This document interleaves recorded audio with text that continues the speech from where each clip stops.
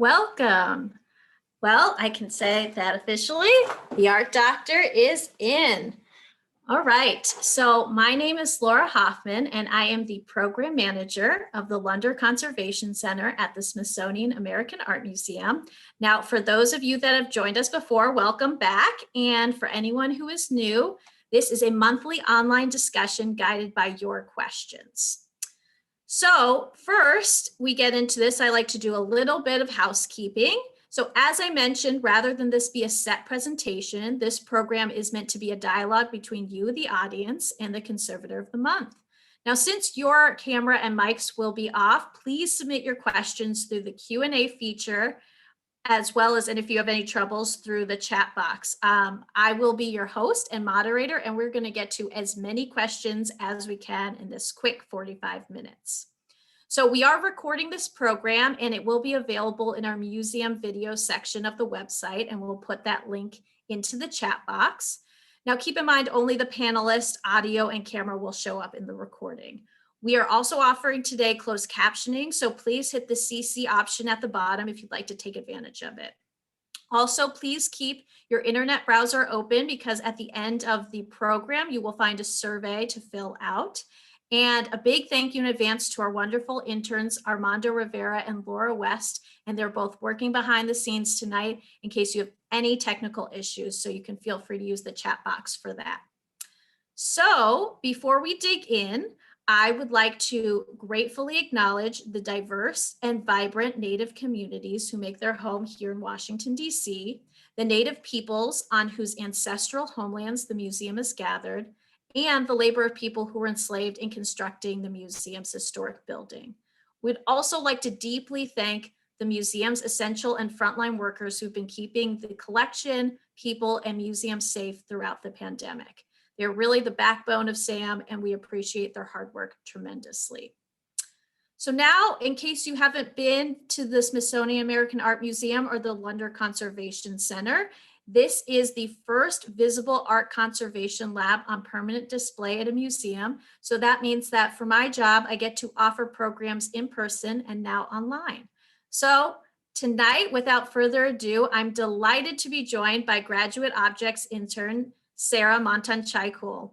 Sarah, why don't you tell us briefly how you wound up here at SAM?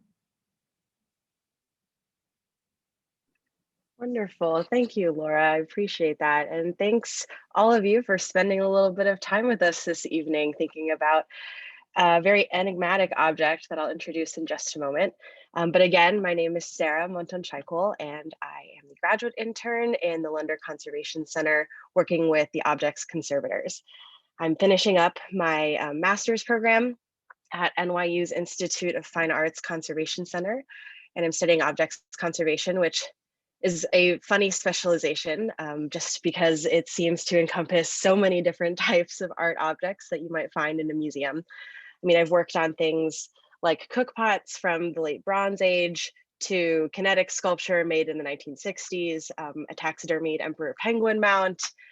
I've worked on model furniture. I mean, really anything and everything that exists in 3 dimensions. You can imagine passing through an objects conservation lab, which I think is what drew me to the specialization in the first place. But more importantly, I'm here at SAM because I'm extremely interested in this idea of Americanness and what it means to have a government museum that is all about collecting and understanding and enjoying American art, particularly in our current American context. But this evening specifically, I'd like to reiterate the title of our event, More Than Meets the Eye, because I'd like to talk with you a little bit today about how conservators investigate the tangible aspects, the chemical nature of artworks. It's really important to understand what something is made of and how it's made, so that you can think about what it looks like now, what it might have looked like before, and what it could look like in the future. Generally, oh, sorry, go ahead, Laura. Oh, I was gonna say, you keep going, but I already have my first question, so keep going though. Oh, okay. Well, looking into how things are made, the materials, the methods of manufacture, generally, these are called technical studies. And they're really the cornerstone of our graduate education. It's a skill that you'll continue to do throughout your career as a conservator or perhaps a conservation scientist. And it not only contributes to our chemical understanding of an art object, but can also be really critical to placing it within its art historical context. And I'd like to talk to you about that really through the lens of this gorgeous necklace. Here you can see it's titled the Byzantine style Mosaic necklace with Christ and 12 apostles. This is in our collection here at Smithsonian American Art, which is kind of unusual. And if anyone has questions about that, I'd be happy to talk about it.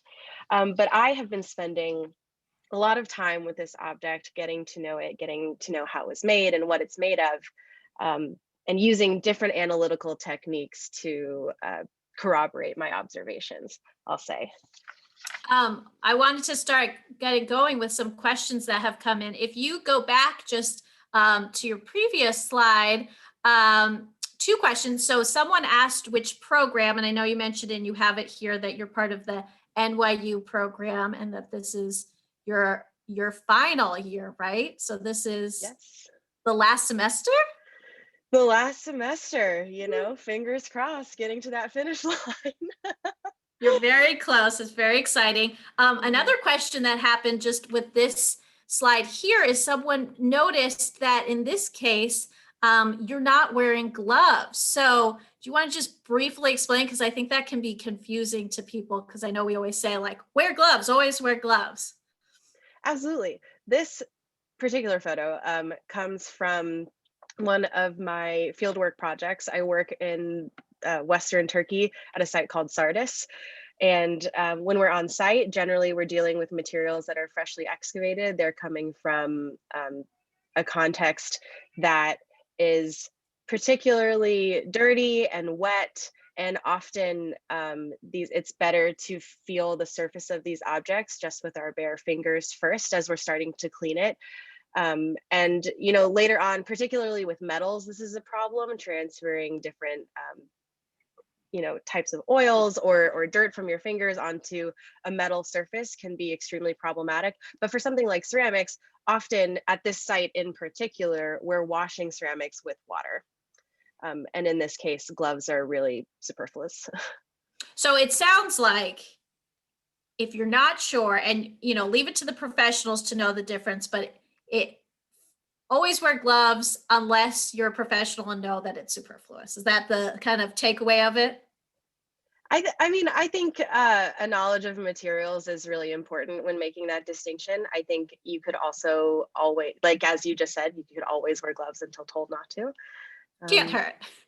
Right, exactly.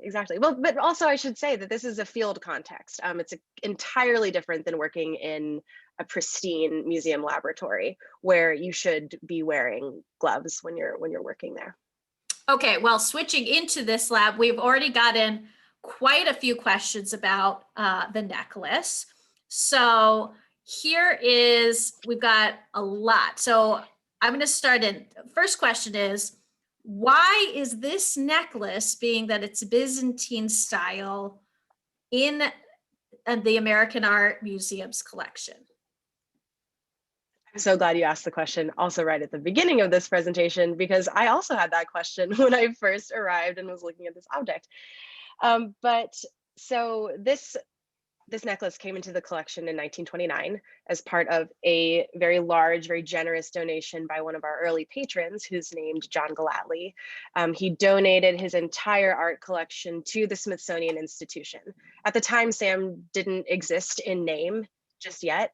And Galatly was a really interesting collector because he had this deep interest in American painters particularly, but he also was amassing all of these other objects that he wanted to display alongside some of his American works to have a conversation about objects that were made in different geographical regions. So he's collecting things from Europe, he's collecting things from Asia, he's collecting things that are ancient, just like this purported to be initially, and intending them to be displayed alongside these other American objects. So we have it here at SAM. Among some other archaeological holdings that come from Galatly's collection. And it's being worked on right now to be included in a show that's coming up later in 2021 called Sargent, Whistler, and Venetian Glass, American Artists and the Magic of Murano, where we're exploring this question. We're thinking about how American artists are looking to glassmakers in Venice and what collectors are bringing back into their collections. So you were probably pretty surprised when you signed up for this graduate internship here at American Art, and this is your assignment. Absolutely, entirely surprised, but pleasantly so, because my first love is archaeology, and I thought I had to put that aside for a little bit, but in fact, this has been really in the forefront of my studies so far. Well, we did get some questions about this necklace. Great. Asking about the materials about it. Great. This necklace is made of glass and shell inlay set into the medallions of gold that you see here on the screen. Each of these 15 portrait medallions have pieces of glass and pieces of shell that form the image field. And then this backside image of it is really nice to see the bottom hammered surface of these medallions, and they're all connected by gold chain link. Okay, so the next question about this, which in theory is an easy question to ask, but I know the little that I know about this, I know it's not an easy answer. Someone innocently asked, what is the provenance of this necklace? Fantastic. More challenging questions like that. Really, our provenance goes back to John Gallatley. We know that he bought it and it came from his collection directly into the Smithsonian Institution. And the provenance is this detailed record of sale, or when you're talking about archaeological objects, provenience refers to its find spot in when it's actually excavated. But that's really all we know about this piece, unfortunately. There might be some records of John Gallatley's that state where he might have purchased it or something like this, but unfortunately right now we don't have access to them, and likely that information has been lost. Which happens, a lot. Right now everything is digitized, but back in Gallatley's days that wasn't the case, of course. Someone asked about how, again, another quite innocent answer or question is, how old is the necklace and who made it? Do you know? Because please tell me. No, so as we have here on our information currently accompanying the object, we're thinking it's dated to the late 19th century, and we're not sure who exactly made this object. And that has been the question for this entire project, really. It's very unusual in both just its make. We don't see a whole lot of necklaces that look like this coming from either the Byzantine period or any of its revival jewelry. We see portrait medallions quite often. There's some in the collection of the Met, there's some in the collection of Dumbarton Oaks, where you have these waist up portraits of apostles, of holy figures, of the Christ figure. Usually they're executed in enamel or in other kinds of metalwork, but we don't seem to have a direct analogy to this exact piece.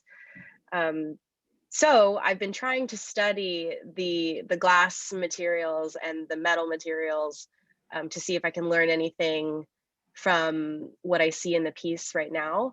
Also, I'm trying to work with Byzantinists to see if typologically we can learn anything. These figures are highly stylized. I have some detail images. Oh, good. Someone had been asking about seeing some details, so that's great. Here's a good detail where you can see that this hand only has 3 fingers visible, and this other hand has been lost. His facial features are pretty abstracted, and his ears are kind of blobby, like trying to ask and see if we can find some more comparanda, some more images to compare the way that these figures are executed. Question about this with this detail up. A question is, Are the individual medallions tiny mosaics, or are they stones inserted into carved shells? That's a great question. They are sort of mosaic. They actually are more akin to a construction type that's called pietra dure, which comes from Italy. It's where you're cutting decorative stone into specific pieces and inlaying them, as opposed to a more classic idea of a mosaic where you have tesserae that are rectangular or square shaped, and you're making an image out of those repeating shapes with different colors. Here, what we're seeing are tiny pieces of glass. Each one of these pieces is a fragment of glass. This is a small fragment. This is a small fragment. The hand is one small fragment that have all been set into a kind of bedding material that I haven't yet been able to characterize chemically. But I can tell you that it looks granular and white, and you can see some different types of grains in it. It's not completely homogeneous, but more to come on that bedding material, hopefully. But if I go back to the underside image, each of these top hat looking forms, that is a cavity that's been filled by the bedding material, and the pieces of glass and shell are set into it to achieve this look. Okay, so that's interesting. That makes sense with it and gives a little bit more. I mean, there's a couple questions about the materials, but I have a kind of a broader question, which I'm seeing several other people do as well, which is, it looks like it's in pretty good shape. So how did it get into the lab, and kind of what's your role in throughout this process in getting it ready for the exhibition?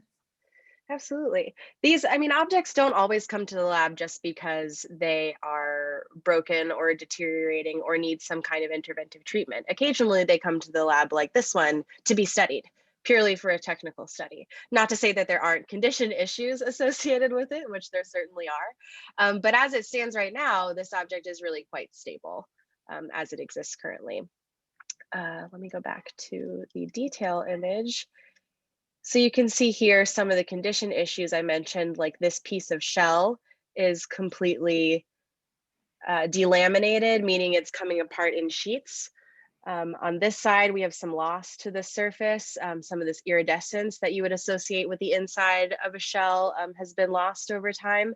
What you can't see in this particular image is all of the little bits of museum dust well, I suppose I can't say it's museum dust necessarily, but there is dust on this surface. There are little bits of what look like brush bristles that may have been transferred there at some earlier point in time that isn't documented in our records at SAM. There's also just some generic dirt, which is different in character than the dust. I mean, the color is different. It's more granular rather than being fibrous or something like that, which could be just dirt from another point in this object's life, or it could be dirt from excavation if this thing was potentially excavated. But right now we're thinking that it probably was made in the late 19th century and likely not. I mean, I haven't found any evidence just yet to say that firmly this is an excavated object. Okay, so you keep mentioning you haven't found anything yet. So what's your approach as a conservator who's approaching something more about technical analysis as opposed to like as you said, interventive treatment, since it's stable? So walk us through what your process is like. For something like this object particularly, where we know generally what the materials are, we can see that it's a gold alloy. We can see that these are pieces of glass, and we can see that there's pieces of shell that are included. But in order to understand a little bit more about the method of manufacture, one thing that I was particularly interested in are the glass colorants. What are we seeing in the glass matrix for these colors to appear, which led me to creating this really big chart. There are 21 different colored glasses present in the 15 medallions, and I wanted to summarize the information with each color and where it's located on the necklace to see if I could find some patterns, whether they were patterns in use, like for example, all of the collars for the most part are executed in opaque white. They at least have one layer of opaque white. interesting to note at this point. I'm not sure if it is going to tell us anything later, but as you start to gather these different types of patterns, you can see if they're relevant or not relevant to you anymore. I have, as an example down here, the line about opaque yellow, where I have an example of what that opaque yellow glass looks like and where it's located. It's being used as a cuff for the most part, and then twice as this shift undergarment in some of the portrait medallions. But I'm spending a lot of time looking at the object and figuring out what questions I have so that I can go into my mental toolbox and see what analytical techniques would make sense to answer this question. And luckily at SAM, we have quite a few techniques at our disposal, some destructive, some non-destructive, but for the most part, I'm trying to develop a list of questions that that I can then answer with the tools we have in the lab.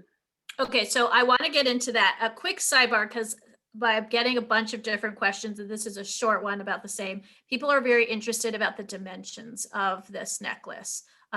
Maybe you can, if you don't know the exact ones, maybe you can hold up and kind of showcase, you know, an approximation. I do have the dimensions here somewhere, I thought, but perhaps I don't.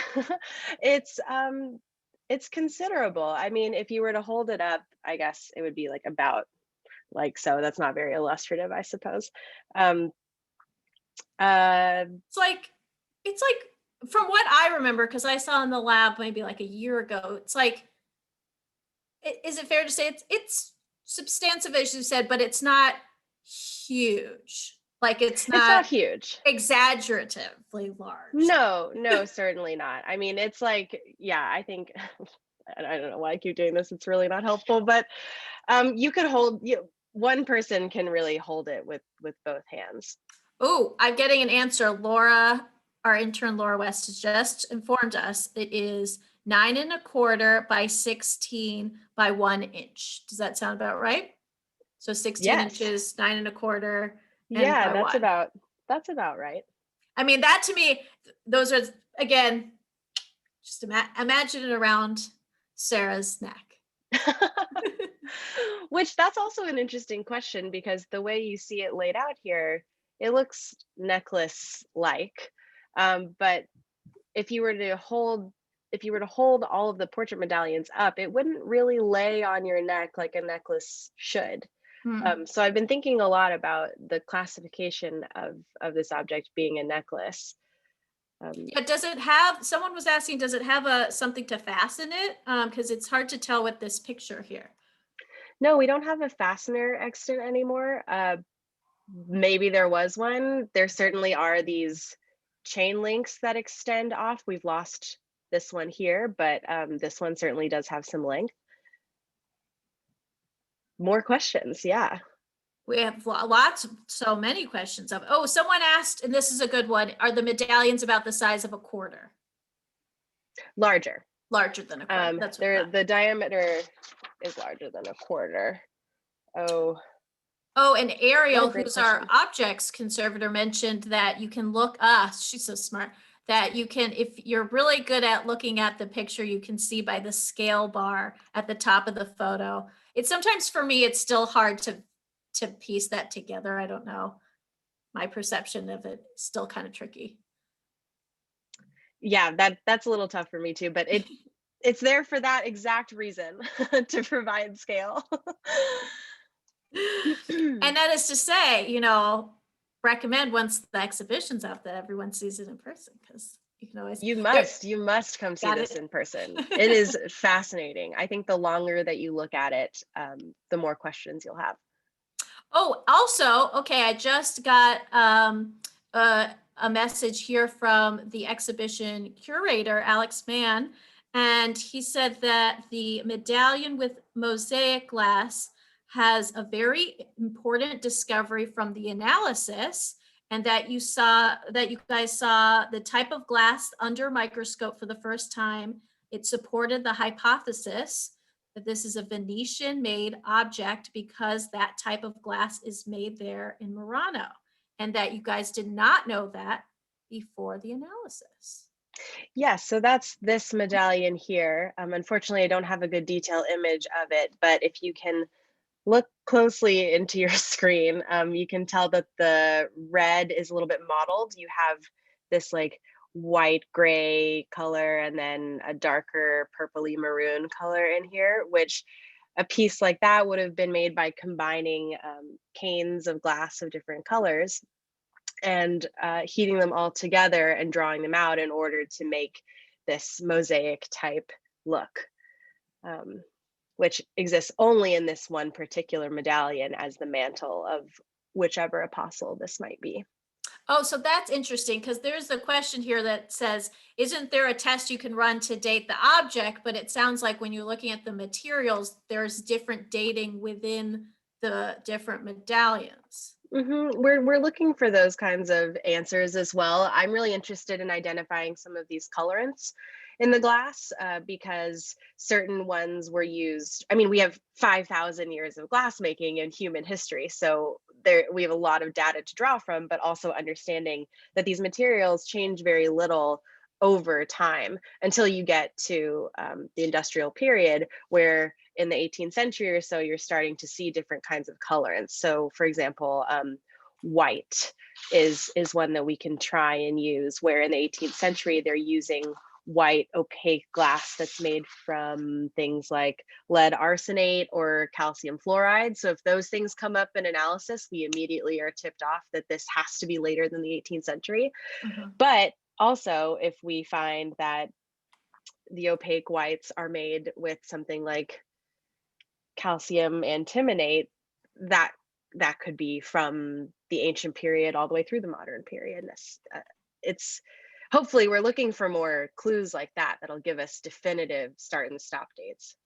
So how are you able to test and figure out these different materials?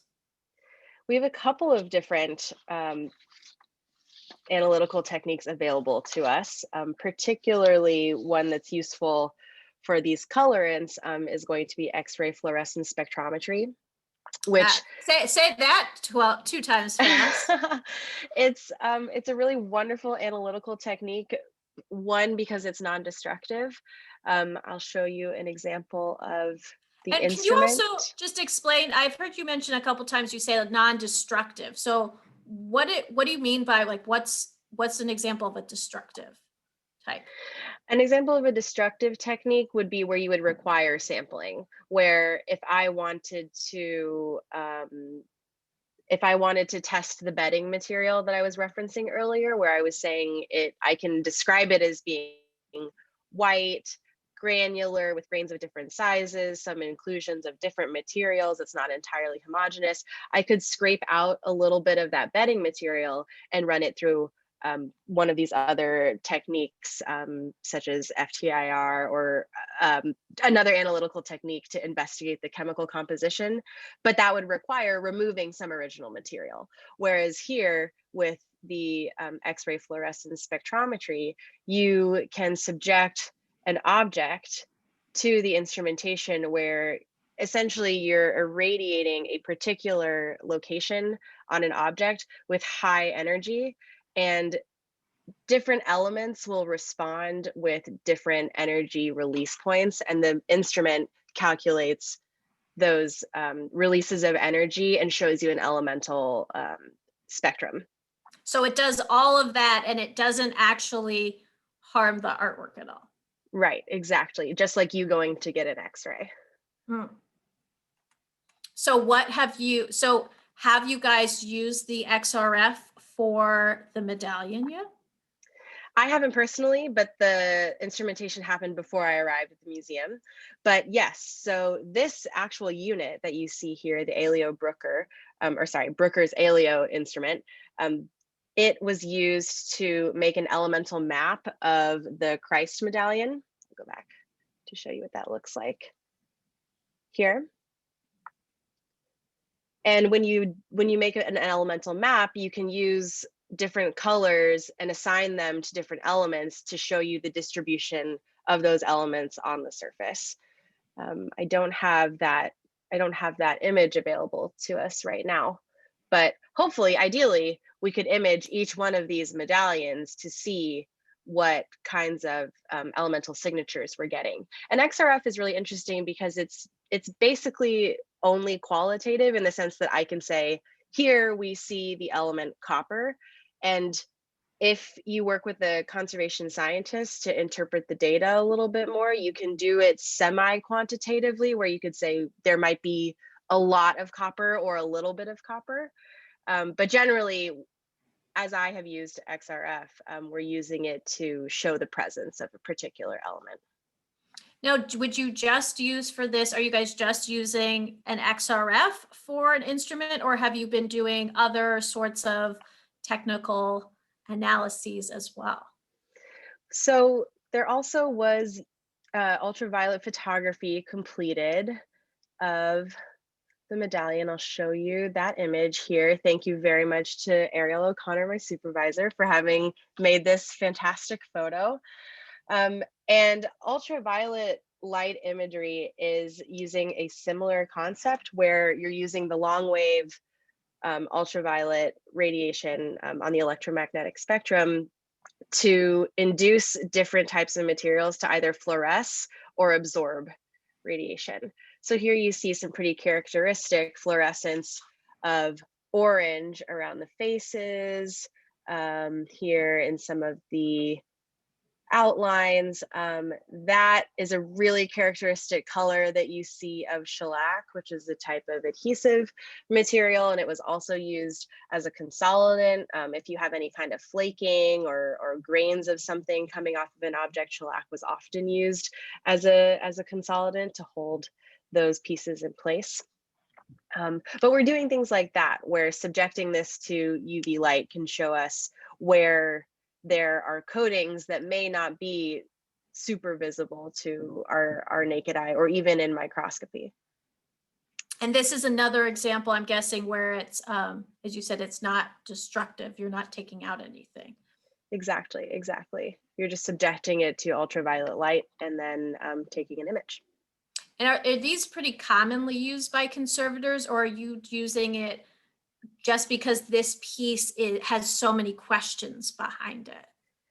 This is a very common analytical method that conservators use, even when they're not doing these involved technical studies. It's super useful to look at your object under UV light, even if you need to do a very quick treatment or something like this. It can tell you a lot about the surface of your object, and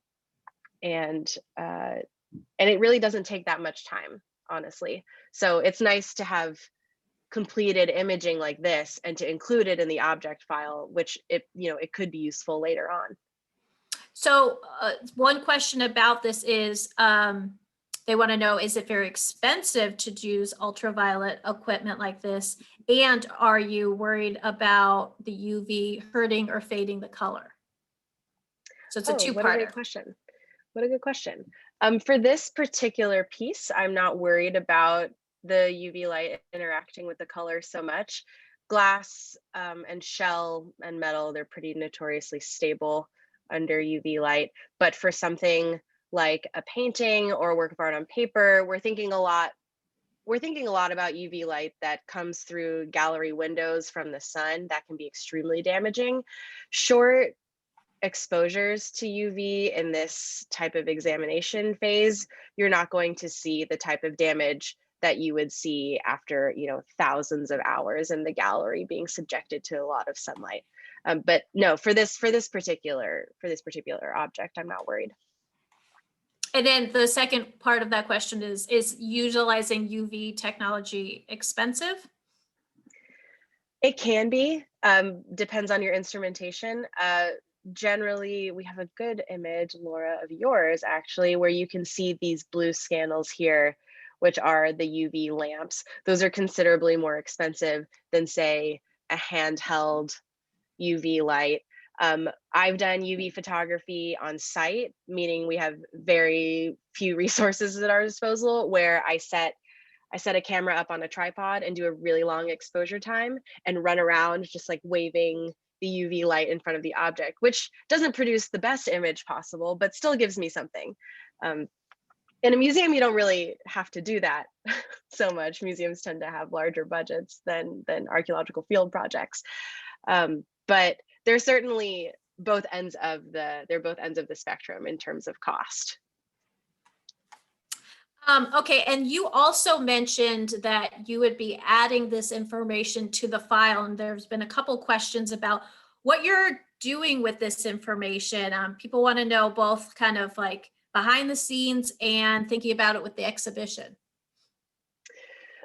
Generally speaking, this type of information with this object is going to help us determine what materials are original to the manufacture of the object and what might be materials that were added later. That's a good question. Often UV can be really UV can be really useful if you have something like a yellowing coating on the outside of an object and you're trying to understand why this object looks so yellow. Shellac tends to get really yellow over time, and occasionally if you have a lot of shellac on the surface of an object, perhaps that would be a candidate for retreatment, where you would want to try and remove that coating because it's completely obscuring what the object should appear. I don't know if that fully answers the question. It does. I think so basically you're putting all of this information that you're finding, you put it into a report for future conservators to have, so that basically it sounds like, so the next conservators are not in like what you did when you have this piece and you don't have prior files because they were done, it came into the collection back in 1920s. Now you're going to give them as much information as possible for being able to do any potential future treatments. Absolutely, absolutely. We're really gathering information for a time in the future and for an unknown problem. But if you're spending time examining the object and you've created this good photograph, I always think to myself, more information is better than less. So if this could potentially be useful to someone in the future, I certainly would love to include it. We know a little something more about the object now than we did before, and I think that deserves to be preserved. Absolutely. And so then the follow-up question with this was, is one of the goals of the analysis to write some sort of descriptive label to place it when it's on display at the exhibition, or is there anything that sharing it with the public? I don't know if you guys have a plan yet for it, since this is still pretty early on in the research. I'm not sure if any of this will be included with this particular exhibition. There have been exhibitions in past other institutions, other American institutions, that have had more of a focus on some of the analytical techniques that have been used. I'm thinking particularly of some of the Egyptian mummy bundles that were CT scanned in the Brooklyn Museum, where you had a whole form that looked like one particular animal. I think it was a hedgehog or something. And when they did a CT scan, they realized it wasn't one hedgehog, it was several baby hedgehogs all bundled together in an Egyptian mummy. But for things like, all of this analysis is now at the disposal of curators and conservators and can be included in an exhibition if the information is relevant, which I think is fantastic. And I think it's interesting to point out, because I know the conservators and curators do work so closely together. And one of the cool things with being here at the Lunder Conservation Center and with us being visible is we want to share out those stories. So we have so many different avenues to do that. So I could see this being, a neat blog post, or maybe even something if we do like an audio guide. There's just so much potential with showcasing it. And I'm super excited about this, because it's like every time there's just more and more to this. In fact, Ariel our objects conservator had something to note here that I wanted to share about this dating, because it is just so complicated, is that I wanted you to get your thoughts. She said, another aspect that's challenging with dating materials is reuse. Since the glass could have been made in one period, but cut and placed in the necklace in another time period. So our analysis only identifies the glass manufacturer, not construction. Absolutely. Absolutely. Who knows when and where these glass fragments were made, and what they might have been before they were included in this necklace. Oh, and I'm also getting Alex, our curator, said he does have plans to share this out in the exhibition. So we can't wait. We're very excited about the exhibition. Thanks, Wonderful. Alex. Oh, a question here. Someone who must know a thing or two about conservation said, have you tried IR light? And maybe you could explain to everyone what that is. Yes, absolutely. I haven't had a chance yet to try IR. It's another one of these, I think we might have a photo of it, we may not.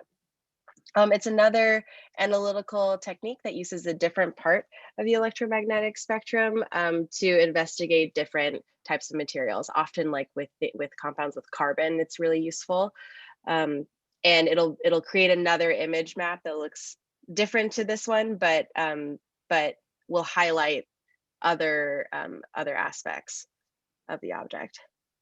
And IR stands for. It's infrared refractography, right? Infrared reflectography. Mm-hmm. Oh, look at me. I do listen to what you guys say. See, it's a test for me as well. Fantastic. Oh, here's an interesting question. Has the necklace been in storage since 1929? So once it came into the museum, where has it been? No, it hasn't been in storage the whole time. I'm not exactly sure when it went on view, but it was on view in the Luce Foundation for a little while. And then when the Luce Foundation Center was renovated in the early 2000s, maybe Ariel will jump in and tell me exactly what date, then it was removed from view after that. And just for reference, the Luce Foundation, the Luce Center is our counterpart. It's right next to the London Conservation Center, and it is just like we are visible conservation, they're all visible storage. So again, it's kind of showcasing the behind the scenes look into the museum work. And yes, I actually do know the answer. We opened both centers after renovation in 2006. Okay, perfect. Oh, and Alex says it was probably on view in the 1930s when it was first given. At that time, the museum was not primarily focused on American art. So kind of interesting things we're learning about this here. We only have a minute or two left. So I do want to ask you just one more question. My question is with you, you've started all these things. What's next with this necklace? It sounds like you still have a lot of questions with it. Have a lot of questions. Like everyone else, our access to the labs and the museum spaces has been entirely dictated by COVID-19 protocols. So some of this future analysis that I keep talking about hopefully will happen at a later date, but we'll see. But at this point, with all of the information I've gathered so far, I've created a report, and I hope to then send it off to anyone with willing eyes. I'm looking to send to glass experts, Byzantinists, jewelry makers. We have our own network of people that fit this description, but really just trying to pull anyone who is willing to participate and see if they have advice, or like I said previously, can point us to other objects that are similar. We'll see. So it sounds like these techniques have helped you learn a little more, and what you've learned is there's a lot more to figure out with this piece. Absolutely. And I think that's the magic of it. You look at something like this and it just keeps drawing you in further and further. Yeah, I like this piece too, because I think people have this perception that conservators work in a bubble, right? And they're in the lab, but there's so much more. You speak with the curators, you've mentioned You're going to talk to jewelry experts. You're going to talk to people that are experts with Byzantine. It keeps growing and growing. And in order to get at these, you got to have this little networking community. Absolutely. It's always better in a team, I think, to work Absolutely. on complicated problems like this. Absolutely. Well, Sarah, thank you so much for joining us today. We had so many questions. So if you have more questions for us, feel free. We're going to have, again, a survey is going to pop up at the end of this webinar. So please feel free to fill it out. And we have in there ways for you to contact us and ask us your questions. Highly recommend checking out the exhibition when it comes up later in 2021. All that information, when it's available, will be, I know there's an exhibition page up there now, and it will just keep getting updated. So thank you very much, Sarah. I've learned so much, and I hope everyone has a great evening. Thank you all very much. Take care of yourselves.